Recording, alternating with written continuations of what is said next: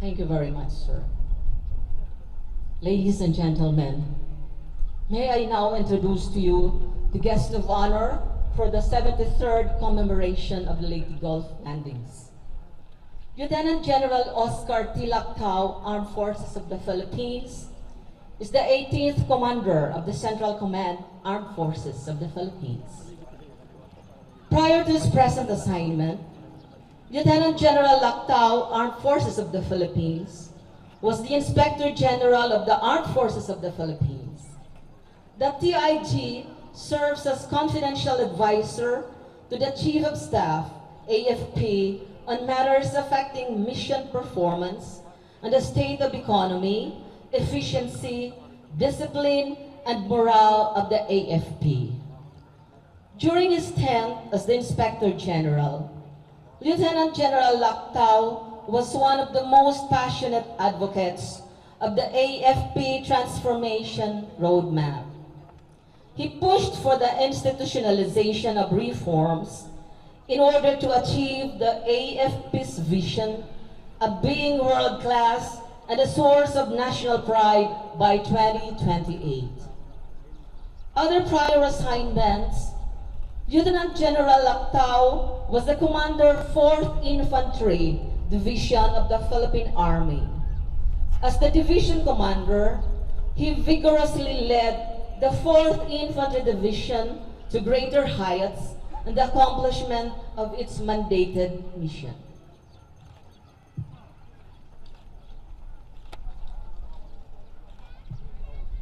He provided operational and administrative direction to 3 infantry brigades, 1 Task Force and 14 Infantry, Special Forces, Scout Ranger, and CMO battalions composed of about 15,000 officers, soldiers, civilian employees, and CAFGOs that conducted peace and security operations in Region 10 and Caraga, Northern Mindanao, to help the stakeholder create an environment conducive for sustainable development and a just and lasting peace.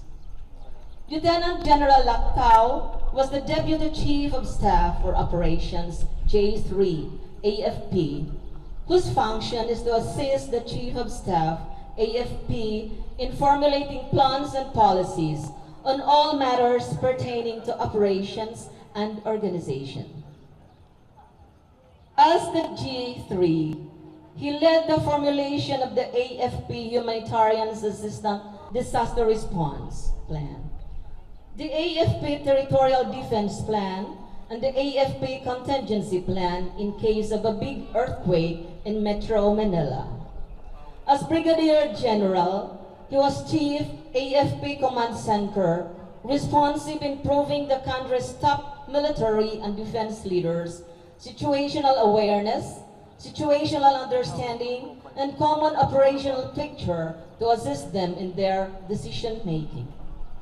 Brigadier General Lactao was also the commander of the best brigade in Eastern Visayas, the 303rd Infantry Brigade. The Philippine Army unit responsible for internal peace and security operations in the province of Negros Occidental.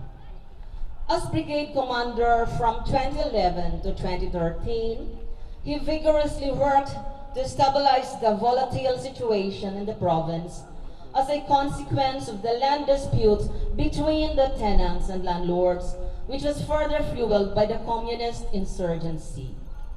As a colonel, he was the Commander Task Force Davao, the AFP unit responsible for protecting the city and its residents.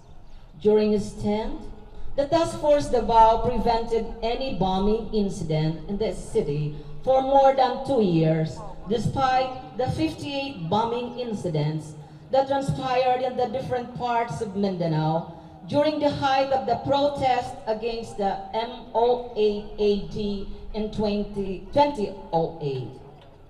He also served as the Assistant Chief of Staff for Operations G3 of the Philippine Army, Chief Operation Control Division at the Office of the Deputy Chief of Staff for Intelligence J2 AFP, and Secretary Army General Staff at the headquarters, Philippine Army. As a Lieutenant Colonel, he distinguished himself as Battalion Commander of the 10th Infantry Battalion, responsible for the clearing of the NPA guerrilla fronts in Basilan and Zamboanga, and Battalion Commander of the 19th Infantry Battalion in Leyte and Samar. His field command duties are Platoon Leader, Company Commander and Intelligence Officer of the 46th Infantry Battalion in Mindanao, Commanding Officer of Security and Communications Unit, National Security Council Security Officer, Security Operations Group, Department of National Defense, and Platoon Leader, 16th Infantry Battalion in Luzon. These fields of assignments exposed him to various operational areas in Luzon, Visayas, and Mindanao. Lieutenant General Lactao took his elementary education at Ilagan Elementary School in Isabela and graduated in 1974, and had his secondary education at Lourdes School of Mandaluyong and graduated in 1978. Lieutenant General Lactao is a distinguished alumnus of the Philippine Military Academy of 1984 class, where he graduated number 2 out of 216. He continued to advance his military career by taking up the following courses: Intelligence Officer Basis Course, wherein he graduated number 2, and the Command and General Staff Course, which he took the U.S. Army Command and General Staff College. Among the other courses he took up abroad are the Special Events Planning or Crisis Management at Los Angeles, California, the Defense Management Seminar at the Ministry of Defense in Australia, the Global Peace Operation Initiative Senior Mission Leaders Course conducted by the OSPACOM and Ministry of Foreign Affairs in Japan, and the National and International Security for Senior Executives at the Harvard Kennedy School. Lieutenant General Lactao also participated in the 5th International Session on Asia and Middle East, conducted by the Institution for Defense Higher Studies in Paris, France. Locally, Lieutenant General Lactao took up the Strategic Human Resource Management course at the Asian Institute of Management. He also attended the Interagency Border Strengthening Workshop at the Australian Embassy, Makati City, the 34th Pacific Army's Management Seminar in Chile, Safe and Secure Approach in Field Environments at the United Nations System Staff College, Training on Security Sector Transformation at the Institute for Autonomy and Governance, and the Public Governance Forum at the Institute for Solidarity in Asia. He also has a master's degree in international studies from the University of the Philippines, Diliman, Quezon City. Lieutenant General Lactao is a recipient of various awards for combat and administration. His awards in the military include a Philippine Legion of Honor, awarded by His Excellency President Benigno S. Aquino III, 6 Distinguished Service Stars for eminently meritorious performance of duty and invaluable services rendered in positions major responsibility, a Gold Cross Medal for gallantry in action, a Bronze Cross Medal for bravery, 3 Outstanding Achievement Medals, 23 Military Merit Medals, several Military Commendation Medals, and various campaign medals and ribbons. He was also a recipient of the Minister of National Defense Sabre Award, Commander General Philippine Army Award, and the General Emilio Aguinaldo Award for excellent scholastic performance during schoolings. Lieutenant General Lactao was born on December 11, 1961 in Manila. He is the 8th among 9 children of Mr. Luciano E. Lactao and Mrs. Visitacion T. Lactao of Malig, Isabela. He is married to the former Miss Ria Nicdao of San Fernando, Pampanga, and they are blessed with quadruplets children, namely Christia Marie, Maria Shen, Oscar Leandro, and Ray Victoria. Ladies and gentlemen, our guest of honor for today's 73rd commemoration of the Leyte Gulf landings, may I present to you Lieutenant General Oscar Tilactao, AFP. Sir.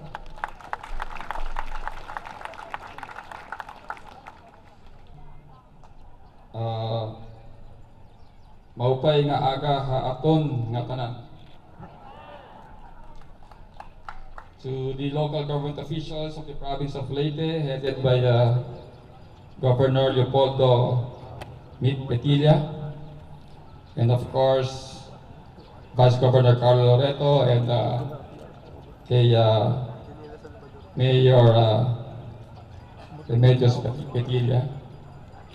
Ako ay battalion commander nung 2002 hanggang 2004 dito sa province of Leyte, at ang aking governor at that time ay ang magandang si Governor Martin Petilla. Hanggang ngayon ay mapustura pa rin maganda.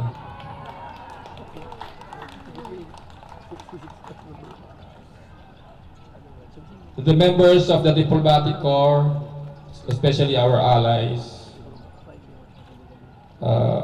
Mr. Kimberly, Australia, His Excellency John Holmes of Canada, Minister Kano of Japan, and Mr. Michael S. Lecheski of the United States. On behalf of the Central Command, I also would like to extend my thanks to the United States for their assistance sa Marawi. Alam nyo, meron ho tayong contribution sa Marawi dahil nagpadala yung Central Command, buong Visayas, isang batalyon galing kay General Farnacio at isang company, at isa ring batalyon galing sa 3rd Infantry Division at isa ring reconnaissance company na nagpunta sa Marawi. At ito ngayon ay natapos na, at malaki rin ang naitulong sa atin ng ating mga allies, no, kaalyado, lalo ng United States. 73 years ago, nandito yung ating mga kaalyado, at gusto ko rin sabihin sa inyo na in 2013, when I was the AFP Chief of Operations, yung mga kasamahan natin na kaalyado ngayon, ay siya rin ang kasama natin noong 2013 nung dumaan ang Yolanda dito sa all of Central Visayas. Nandyan ang Canada at tumulong sila sa Island of Panay, isang batalyon ng Peacekeeping Force at saka ng HADR batalyon. Nandyan din yung nagpadala rin yung Japan ng isang helicopter ship. Of course, Australia was there, and last but not the least is the United States of America. 131 na military planes ang lumilipad sa buong Central Philippines at that time. 131. So napaka-busy ng ating airspace at that time. At out of that 131, 119 na aeroplano ay galing sa Estados Unidos. Sa mga veterano, sa pamumuno ni Justice Pamaran, Colonel De Gracia at my former boss, General Cayton, I would like to greet you and thank you for the leadership that you have given to the veterans. Ang tatay ko ay veterano. I am a son of a veteran. Ang isang kapatid ko ay nakagraduate ng college dahil sa Veterans Scholarship. Ako ay sundalo ngayon dahil sa aking ama. Dahil siguro sa kanyang experience sa pagiging veterano, lagi niyang sinasabi sa amin na dapat may isang sundalo sa pamilya. At kinikwento niya sa amin nung nagkaroon ng Declaration of War, nilakad niya ang Los Baños. Siya ay instructor sa Los Baños pauwi ng aming bayan sa Isabela ng 1 linggo dahil magulo na noong 1941. So nilakad niya yan at lagi niyang sinasabi sa akin na kailangan laging may sundalo at lagi tayong handa. Dahil even during 1941, hindi naman daw nila akalain na magkakagera or magkakagulo. Ako ay narito ngayon on behalf of the Secretary of National Defense who asked me to tell you that he truly regrets that he cannot make it to this event because of a previously scheduled appointment. Nonetheless, he expresses his solidarity with the local government executives and the people of Leyte on the occasion of the 73rd anniversary of the Leyte Gulf landings. At exactly the same day, 73 years ago, our people rejoiced when General Douglas MacArthur declared, "People of the Philippines, I have returned." Such statement was the fulfillment of his famous pledge, "I shall return," when he went to Australia before Bataan and Corregidor fell to the Japanese forces. It was a promise that was kept in the hearts of the resistance fighters. MacArthur's comeback with the Allied forces was witnessed by the whole world. They landed here in Leyte Gulf to help liberate our country and to finally end the Japanese occupation. In commemorating this event, we honor our veterans, the heroes of the resistance movement, and all our allied comrades.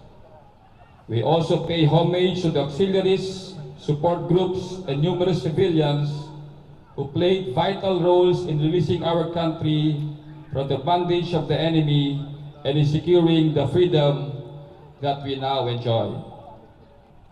In celebrating this historic event, we give importance to the spirit of peace, friendship, and international cooperation. We have long left the war behind us. We are now all brothers and sisters in the name of democracy. And so, we also offer our gratitude to other nations of the world for their cooperation and goodwill towards our country, the Philippines. We thank them for unequivocally affirming peace and mutual cooperation to build a formidable alliance in today's war against terrorism, violence, and most especially poverty. As a practitioner of national security, I firmly believe that we cannot have national security without human security. And one of the threats against human security is poverty, freedom from want. We have to win the war against poverty, and we will be able to win the war against rebellion and insurgency. Events like this also remind us that we must emulate the valor that our forebears have shown. We need to be heroes of our own time. While we now have the freedom that we longed for, there are still a lot that need to be done, especially now that we are besieged by threats of extremism, such as what happened in Marawi. It is now that we need more heroes. We need to be heroes in fighting radical ideologies that spread hate and anger, social inequity, lawlessness, apathy, and poverty. Let us live up to our civic responsibility as Filipinos and choose the interests of our nation above our own. Let us work together in attaining the change that we all dream of. Damunga salamat, mabuhay ang Leyte, mabuhay ang Pilipinas. Lieutenant General Oscar Lantao. Ladies and gentlemen, please rise for the singing of the Leyte hymn.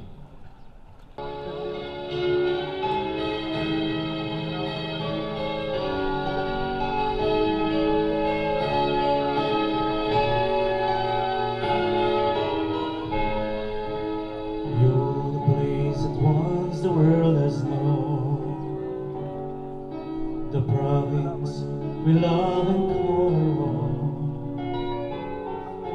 We, Litanians, have fought and died for you. Freedom since then has seen us through. The beauty that we see today ever shines in every way. Rich in love, resources and faith, forever you will stay the same. We make the world to know, let us give it glory. You're the place to be, the province of Leyte. We made the world to know that we love you so.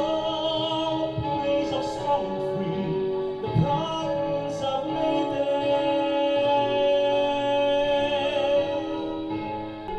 For the glory that all you do, the whole nation is proud of you. We made the world to know, let us give it glory. You're the place to be, the province of Leyte. We made the world to know that we love you so. Place of strong and free, the province of Leyte.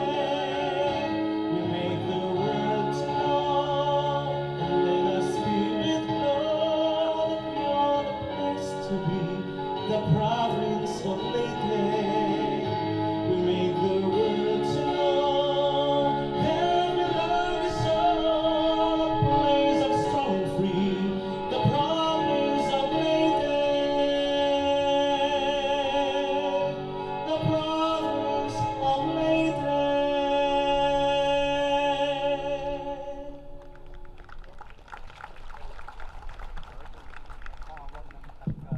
Thank you very much. That's about it.